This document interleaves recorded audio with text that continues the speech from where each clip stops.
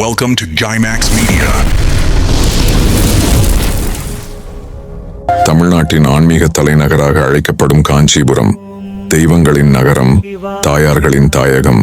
இங்கு ஒவ்வொரு வீதியிலும் ஒரு புராணம், ஒவ்வொரு கல்லிலும் ஒரு வரலாறு பேசுகிறது. அத்தகைய புனித மண்ணில் அமைந்துள்ளதுதான் வழக்கருத்தீஸ்வரர் கோயில். வழக்கருத்தீஸ்வரர் இந்த பேரில்தான் கோயிலின் தனித்துவம். வழக்கு என்றால் மனுஷர் அனுபவிக்கும் சிக்கல்கள், பிரச்சனைகள், நீதிமன்ற வழக்குகள் என பல அர்த்தங்கள்.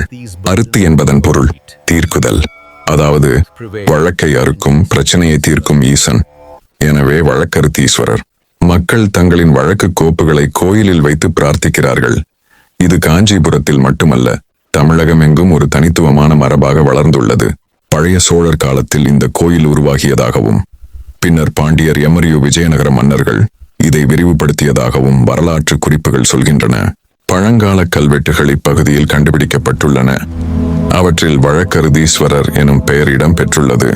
இந்த வடிவம் சிவனின் பல்வேறு தத்துவங்களையும் பிரதிபலிக்கிறது. நியாயம், கருணை, சமநிலை, தத்துவம் ஆகிய அனைத்தும் இங்கே ஒரே சின்னமாக இணைகின்றன.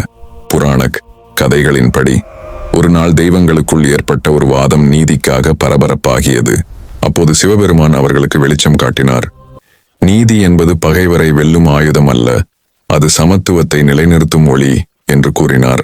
அந்த நிகழ்வு நடைபெற்ற இடமே இக்கோயில் என நம்பப்படுகிறது.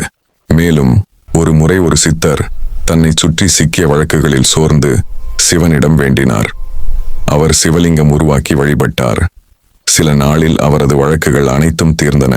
அது சிவனின் அருளாக நம்பப்பட்டு வழக்கருத்தீஸ்வரர் என்ற பெயர் நிலை பெற்றது.